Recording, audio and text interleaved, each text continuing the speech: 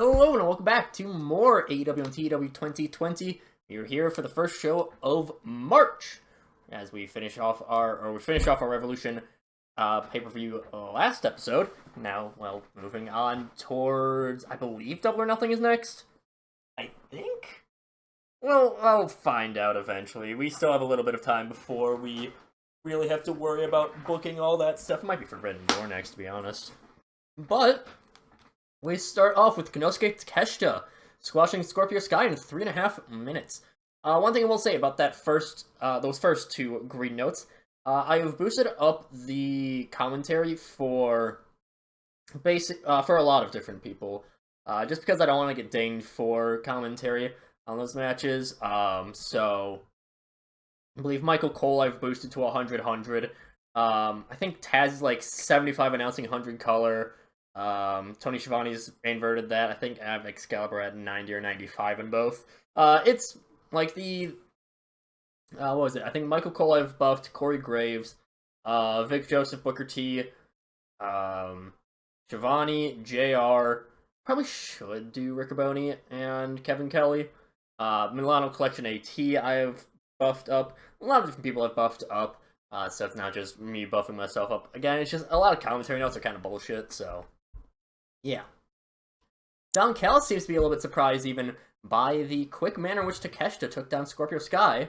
It goes with it saying, the new god of professional wrestling right here, and trust me, in my time in this business, with my experience, I've seen many people who have tried to lay claim on that Olympus. Steve Austin, The Rock, Owen Hart, you name them, I've seen them, but no one has gotten close to reaching that mountaintop, to conquering that mountain more than Konosuke Takeshita. Well, with all that I've done here for AEW, I think I deserve some favors to be paid to me, Mr. Khan. I want Takeshita here to be Samoa Joe's next opponent, so there can finally be an injection of talent that AEW has long needed at the top of its card. So yeah, hyping up Konosuke Takeshita as the next opponent for Samoa Joe. I'm going to try to do some world title matches, or just title matches in general, off of pay-per-views. That is something that I do want to do fairly well. I kind of just have to figure out exactly when I would do those, and yeah. After this vignette plays from on Sunday, with Saraya raging backstage, trying to be consoled by Tenille Dashwood and Ruby Soho. Saraya yells at them that they should have been taking down that stupid little girl Julia, and Tenille and Ruby should have been there to stop Julia's little gaggle of goons. Saraya turns around ready to storm off, and she bumps into Thunder Rosa in the process. Saraya wants Thunder to get out of the way, but Thunder Rosa's like, hey, you know what? I couldn't help but overhear you, and you know what? It was pretty difficult not to overhear you, and it was even more difficult not to laugh at you for losing that fight in such a manner. And Saraya's like, alright, you know what, that's the last straw. Starts whooping Thunder Rosa. It takes the Ruby and Tenille a little bit to join in. Eventually a bunch of road agents come in and they start pushing, they push the Outcasts aside. Hey, your match is done, go home. Thunder Rosa, presumably she's allowed to stay backstage because of watching the show or something like that. While the Outcasts get kicked out. In our tournament match, we have the Private Party taking maybe a bit of a surprising win over the Black Souls of the House of Black, Buddy Matthews, Brody King. They go down. 62 rating performance, actually pretty good. All really even ratings as well. Kayla Becker is then backstage with Julia Hart and the Royal Flush, pretty much asking what the whole deal with them is. Tessa and Mercedes Martinez are the main ones who speak, saying that Julia Hart is someone who the pro wrestling world should know for years to come, and that it's their task to ensure that. Mercedes Martinez says that ensuring the TBS title stays in Julia's hands is just the first part, but taking down mainstays like Hikaru Shida will also help in that plan, whether it's Julia herself taking him down, or if it's one of the other members of the Royal Flush going to take down Shida. TEW is cut off by Malachi Black coming over. He's joined by the banged up and beaten up Brody King and Buddy Matthews. Malachi asks Julia Hart why she left the flock of the House of Black, And Delta steps in front. I think Delta's the tallest out of all of them. Sure, at least according to the picture she would be. She's only like 5'6", though, so probably not. I don't know the heights of everyone else off the top of my head. I'm sure Mercedes Martinez is surprisingly short. Tessa's actually probably the tallest out of all of them. She might be like 5'10", 5'11". Delta says that the Queen of Hearts doesn't need... I didn't even need to... I meant to spell it correctly, but oh well. The Queen of Hearts doesn't even need to deal with a fallen house, for Julia gets up and prompts all of them to leave. I haven't decided exactly how I'm going to still split up Kayla, Renee, and Lexi Nair. Lexi Nair might just be like on Rampage. Potentially. But yeah. I might be doing like Kayla on Dynamite, Lexi on Collision, and then Renee kind of floats between for the big important things. Who knows? FTR defeat the Guns, the Big Rig. Pretty good performance overall. 71 rated, not bad. Jack Perry flickers onto the screen after the match, and he's sitting on it looks like a normal house. Says, FTR, you're sitting pretty out there in DC, aren't you? Well, while you're there and while Bret Hart is out there as well, and you're trying to avoid the ramifications of your actions toward me, I said that I want to do a little bit of redecoration. He gets up, walks downstairs, and it shows that he is in the Hart family home as he walks into the Hart family dungeon. I don't actually know if they own the place anymore, but that could just be me getting worked by the 2K20 story mode. Yeah. I might just be getting worked, brother. As for a can of spray paint from Anna Jay, who is the one behind the camera, Jackie starts spraying Scapegoat onto the walls of the dungeon. I'm gonna probably switch him over to the beard appearance. I think he actually kind of rocks it fairly well. I don't know exactly how Jack Perry's actually going to do with the whole Scapegoat shenanigans, but still, that's not really what's going on here. We'll figure out more later. Speaking of Renee Paquette from earlier, she's at the set featured in the pay-per-view match between Toni Storm and Chris Statlander, saying that she is on here at the quest for the women's champion herself. And as she enters, Toni says, "Marvelous of you to arrive, Renee.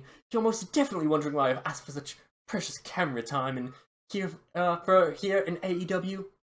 And while some of it is that I'm simply disgusted by the horrible destruction Chris Statlander has wreaked upon my own set. Please look at it. Oh, it's horrible. There's some challenge I wish to put forth for myself. See, I've heard a little few birdies claiming that someone who claims that they are the best wrestler in the world, and well, Miss Athena, down there in Ring of Honor, you are certainly quite the chirper. Well, I want to see that talent of yours for myself. So, Miss Paquette, please go report to whoever's in charge over at AEW and tell them I'll be present for a match of hers on Collision, that they should book it ASAP. Now, ta-ta, Renee. Go forth, watch for the shoe. So yeah, Toni Storm personally seeking out Athena. This is certainly going to be interesting. After this, the Godfather seen backstage with his boys in the private party, getting ready to leave the arena and celebrating in the process. They're stopped by Matt Hardy, who says that their wins here in the Tag Team Continental Classic is just a fluke, and by leaving Matt, they've left the learning tree of a legend. Mark bites back, saying that Matt Hardy tried to steal his boys' pride and momentum. The Godfather stops the fiery Mark Quinn. Godfather's a lot more casual with Matt, possibly due to their own time working together. I believe they worked at... I don't know if they worked, like, together, but I know they worked at the same time, at least a little bit. Right? Yeah, I think so. Godfather might have been too early for the Hardys. Whatever. He says that while he respects what Matt has done in the past, that's a real pimp and man like himself to let the private party get in touch with themselves. And Matt is disappointed and says that the private party will regret turning coat on him. After this, real quick match, Nyla Rose defeats Red Velvet Beast Bomb. And afterwards, Nyla Rose is standing in her dominance, rolling out at the crowd when Camille's music hits. Camille first remarks that she has a taste of the She still has the taste of the turnbuckle in her mouth, even after, I believe, a couple weeks. But that it's nothing compared to that taste of defeat, or that taste that she has of the winning over Nyla. Camille continues to taunt Nyla, and Harley Karen, she's trying to keep Nyla calmed until Camille's like, hey, no, I don't know what you're doing here. You're just a failed third wheel of a music act. And Harley, she's pissed at this. She's the first one to run out. Nyla joins, so after brawl ensues, Camille does have the upper hand initially. Before Nyla's strength takes over, she wipes out Camille, standing tall before more security can arrive. Trying to work on some undercard things as well, even if it does mean getting a ding for 2 unimportant workers, but well. Jeff Jarrett is seen in his office, because he's the booker, but that's just an office, complaining about how much he has to pay security before there's a knock on the door. And the rest of his stable arrive with Kazuchika Okada in tow. Just says that he was always a big cheerleader for Okada to be in AEW, and he was at the forefront, asking for him to come in as a challenger for Samoa Joe. So, while it's unfortunate that Okada lost, Jarrett figures that there's an easy way for Okada to get back on track. Join up with Jarrett, he'll go up to the top, and Okada considers it for like a second, and he's like, no, I'm good. Jarrett says that he'll give some time for Okada to mull it over, and maybe rest on it overnight will change his mind. Jarrett pursuing Kazuchika Okada. Yeah, the thing is that I still probably just need to get a little bit of footing for what I want Okada to exactly do. Of course, put on a great match with Samoa Joe, but again, just figuring out his character. I think this feud with Jeff Jarrett and his crew could help that. Also, helps them pick up some wins. Let's be honest, not going to be putting Jay Lethal over Kazuchika Okada. Billy Starks defeats Jasmine Uribe, the former Aaliyah, by pinfall, her second appearance on AEW television. I have her in Ring of Honor right now. She's probably just going to be a jobber. She lost a IWGP Women's title match to Mayu on a Rampage. Yeah.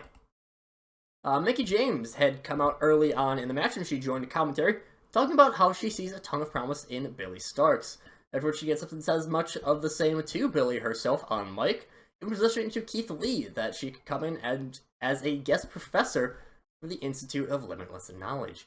She's not eager to hear an answer because Killer Kelly jumps her from the audience near the ramp. Like, Mickie James is like walking down the ramp as she's saying this. Killer Kelly jumps her. She was in disguise in the front row, beating down the legend, which causes an incensed Billy to unwisely charge out, also being taken down by Killer Kelly.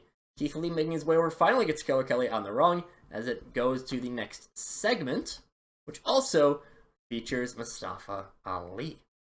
He says, Eddie, I'm so sorry about losing you that match. I tried my best to capture the crown, but in the end it just wasn't enough. And as for Miss Starks, it's unfortunate that I've had to go out there and teach you a lesson. Well, but all these lessons that I go out there and teach you, whether it's Kingston, whether it's Starks, it just doesn't seem like it's enough, especially for you, Eddie. You know, this hardship of losing your titles, of losing the Continental title, of losing the ROH World title, it can only maybe just help you out. Help you tear you back to that reality that made you beloved, that you can be wrestled away from being that thing that you hated oh so very much, that thing that brought you to the top anyways. You know, Eddie, things aren't quite done between us yet. I wish I could have been the one that you chased to get that crown back, to get that Continental title back. But evidently, that's not going to be the case. I'll be seeing you, Eddie. So Ali's still pursuing Eddie Kingston. After this, just a basic main event as the Young Bucks and... shit, I forgot to make this time limit draw. Well. The Young Bucks and the Blackpool Combat Club draw as part of their tournament match. Bryan Danielson, fittingly, is the top worker on the night. 78 rated match, pretty good. Has a hot new move, apparently. They have great chemistry, which is why I'm still a little bit skeptical on if I want to make that turn with Danielson. He does have one building up. I'm not sure if I'm going to pull the trigger with it, though.